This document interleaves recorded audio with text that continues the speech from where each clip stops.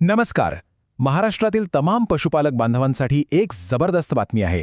शासनाने एक मोठी आणि नाविन्यपूर्ण योजना आणली आहे, मुख्यमंत्री ग्रामीण पशुधन उद्योजकता विकास अभियान. चला मग या योजनेबद्दल सगळं काही सोप्या भाषेत समजून घेऊया. कधी मनात विचार आलाय का की आपण करत असलेल्या पशुपालनातूनच एक यशस्वी उद्योजक बनावं? जर उत्तर हो असेल तर पुढची माहिती खूपच महत्त्वाची ठरणार आहे, कारण सरकार नेमकी हीच संधी घेऊन आलं आहे. तर हीच आहे ती संधी. नाव आहे मुख्यमंत्री ग्रामीण पशुधन उद्योजकता विकास अभियान. ही पशुसंवर्धन विभागाची एक अत्यंत महत्त्वाची योजना आहे, जी खरं तर राज्यातील शेतकऱ्यांसाठी आणि पशुपालकांसाठी विकासाची नवीन दारं उघडणार आहे. ओके, पण सगळ्यात महत्त्वाचा प्रश्न, या योजनेत नेमकं आहे तरी काय? म्हणजे आपल्याला काय फायदा मिळणार? तर या योजनेच्या माध्यमातून वेगवेगळ्या गोष्टींसाठी थेट आर्थिक मदत म्हणजे अनुदान मिळणार आहे. पुढच्या स्लाइडवर पाहूया की नक्की कोणत्या गोष्टींसाठी ही मदत मिळणार आहे. तर बघा, पर्याय भरपूर आहेत. आपल्याला 5 दुधाळ गायी किंवा म्हशी घेण्यासाठी अनुदान मिळू शकतं, किंवा जर शेळीपालनात त्रास असेल तर 50 शेळ्या आणि 5 बोकडांचा गट सुरू करण्यासाठी मदत मिळू शकते. इतकंच नाही तर वराहपालन आणि कुक्कुटपालनासाठी सुद्धा ह्यात तरतूद आहे, अगदी 5000 पक्ष्यांपर्यंत.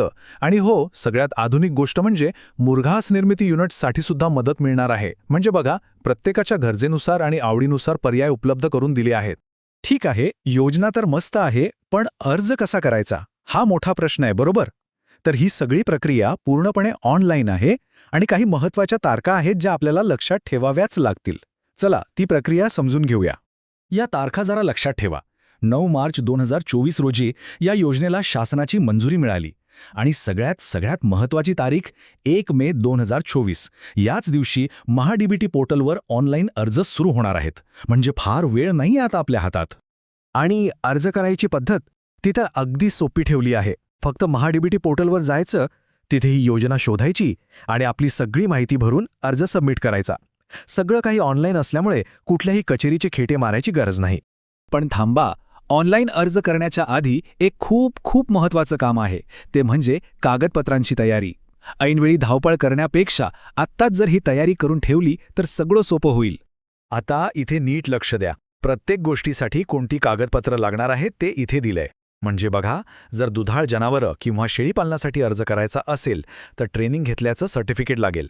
आणि जर कुक्कुटपालनाचा प्लॅन असेल तर बँकेकडून लोन सँक्शन झाल्याचं पत्र हे आधीच तयार हवं. हा मुद्दा सगळ्यात महत्त्वाचा आहे. ही कागदपत्र अर्ज भरायच्या आधी आपल्या हातात पाहिजेत.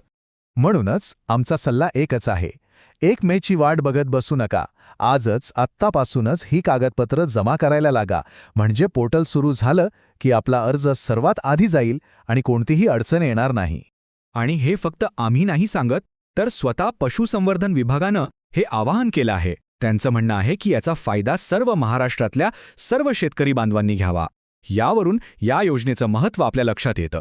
तर आता विचार करा, पशुपालनाच्या माध्यमातून स्वतःचा व्यवसाय उभा करण्याची ही संधी एक सुवर्ण संधी ठरू शकते की नाही? विचार करा आणि तयारीला लागा, कारण ही एक मोठी संधी आपल्या दारावर आली आहे. मुख्यमंत्री पशुधन योजना 1 मे पासून महाडीबीटीवर अर्ज करा.